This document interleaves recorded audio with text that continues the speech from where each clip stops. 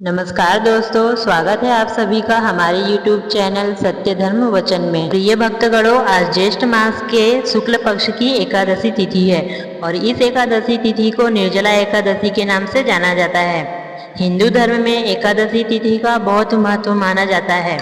पंचांग के अनुसार साल में कुल 24 एकादशी तिथियां पड़ती हैं। इन्हीं में से एक है ज्येष्ठ मास के शुक्ल पक्ष की निर्जला एकादशी। आज देश भर में निर्जला एकादशी का व्रत किया जा रहा है। इस दिन व्रत करने वाले जातक को साफ मन से निर्जला एकादशी की कथा पढ़नी चाहिए, क्योंकि इस कथा के बिना यह व्रत अधूरा माना जाता है।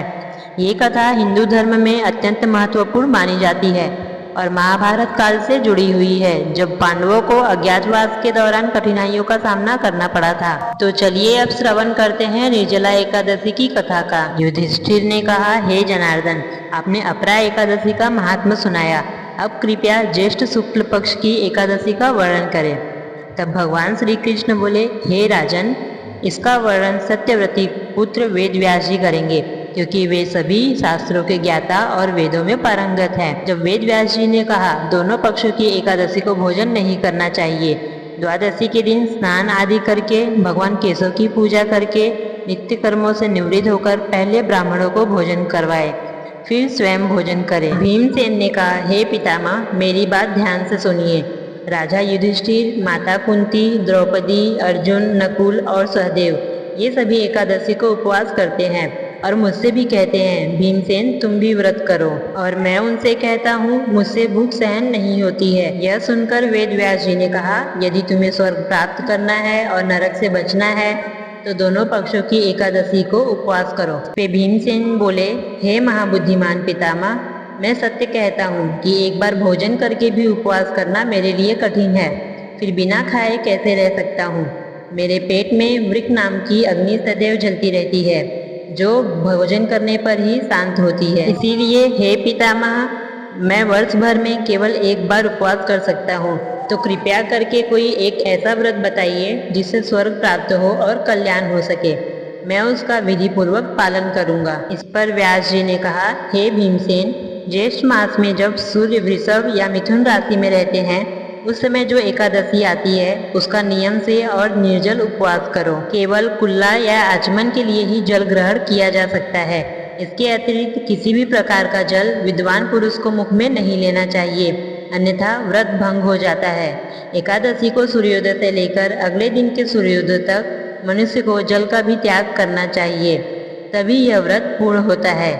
द्वादशी को प्रातः स्नान करके विधि पूर्वक ब्राह्मणों को जल और सुवर्ण का दान करना चाहिए। इसके पश्चात जितेंद्रीय पुरुष ब्राह्मणों के साथ स्वयं भोजन करें।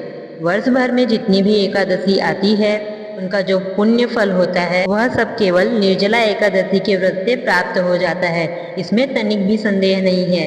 शंख, चक्र और गदा धारण करने वाले भगवान केशव ने स्वयं मुझसे कहा था कि यदि कोई मनुष्य सभी बातों को छोड़कर केवल मेरी शरण में आ जाए और एकादशी को निराहार रहे तो वह सब पापों से मुक्त हो जाता है। एकादशी व्रत करने वाले के पास कभी भी विशालकाय, विकराल आकृति वाले काले रंग के दंड और पाश धारण करने वाले यमदूत नहीं आते हैं। जब उस मनुष्य का अंत समय आता है, तब पीताम्बरधारी, सौम्य स्वभाव वाले, हाथ में सुदर्शन चक्र धारण करने वाले और मन की गति के समान वेगशाली विष्णुदूत आकर उसे भगवान विष्णु के परम धाम में ले जाते हैं। इसीलिए मनुष्य को निर्जला एकादशी पूर्ण श्रद्धा और विधि पूर्वक उपवास करना चाहिए। तुम भी यज्ञ और श्री हरि की पूजा के साथ यह व्रत करो, जिससे सभी पापों की शांति हो सके। चाहे स्त्री हो या पुरुष, यदि उसने मेरु पर्वत के बराबर भी महान पाप किया हो तो भी वह एकादशी के प्रभाव से भस्म हो जाता है। जो मनुष्य उस दिन जल के नियम का पालन करता है वह पुण्य का भागी होता है। उसे एक एक पहर में करोड़ों स्वर्ण मुद्राएं दान करने के बराबर फल प्राप्त होता है। निर्जला एकादशी के दिन जो भी स्नान, दान, जप, होम आदि किया जाता है वह सब अक्षय फल देता है। यह स्वयं भगवान श्री कृष्ण का वचन है। इस व्रत को विधि पूर्वक करने से मनुष्य वैष्णव पद को प्राप्त करता है। जो मनुष्य एकादशी के दिन अन्न खाता है वह पाप खाता है। वह इस लोक में चांडाल के समान होता है और मृत्यु के बाद उसे दुर्गति प्राप्त होती है।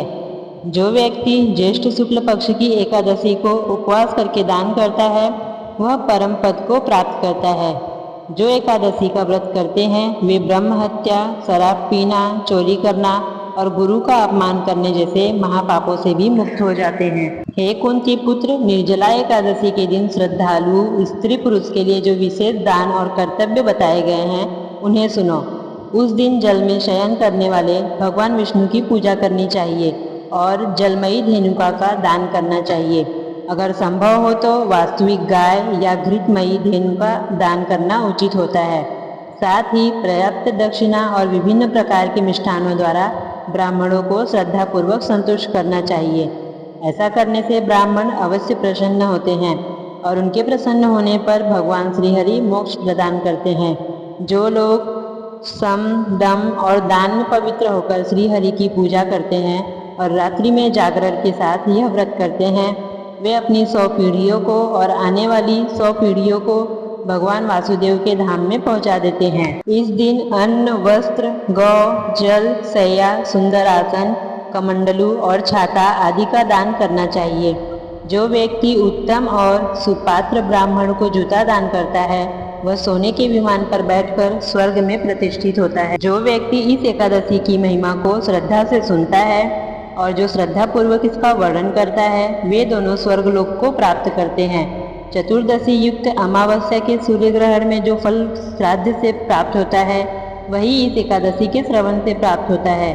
सुबह दंत धावन करके यह संकल्प लेना चाहिए कि मैं भगवान केशव की प्रसन्नता के लिए एकादशी को निराहार रहूँगा और आचमन के अतिरिक्त अन्य किसी प्रकार का जल ग्रहण नहीं करूँगा। द्वादशी के दिन भगवान विष्णु की गंध, धूप, पुष्प और वस्त्रों से विधि पूर्वक पूजा कर जल का कलश दान करते हुए मंत्रोच्चार के साथ संकल्प करें। हे भीमसेन, ज्येष्ठ मास में शुक्ल पक्ष की जो शुभ एकादशी होती है उसका निर्जल व्रत करना चाहिए और उस दिन श्रेष्ठ ब्राह्मणों को शक्कर के साथ जल के घड़े दान करना चाहिए। ऐसा करने से मनुष्य भगवान विष्णु के करीब पहुंचकर सुख और आनंद का अनुभव करता है। इसके बाद द्वादशी को ब्राह्मण भोजन कराने के बाद स्वयं भोजन करना चाहिए। जो इस प्रकार पूर्ण रूप से पापनाशनी एकादशी का व्रत करता है वह सब पापों से मुक्त हो जाता है और अनामय पद को प्राप्त होता है। यह सुनकर भीमसेन ने भी इस शुभ एकादशी का व्रत आरंभ कर दिया। तब से यह पांडव द्वादशी के नाम से भी जाना जाने लगा। एक बार प्रेम से बोलिए श्री हरि विष्णु की जय। जय श्री राम। हर हर महादेव। प्रिय भक्तगणों, यदि आपको वीडियो अच्छी लगी हो तो वीडियो को लाइक और चैनल को सब्सक्राइब करके बेल आइकॉन जरूर प्रेस करें और कमेंट में हर हर महादेव, जय श्री विष्णु लिखना ना भूलें। धन्यवाद।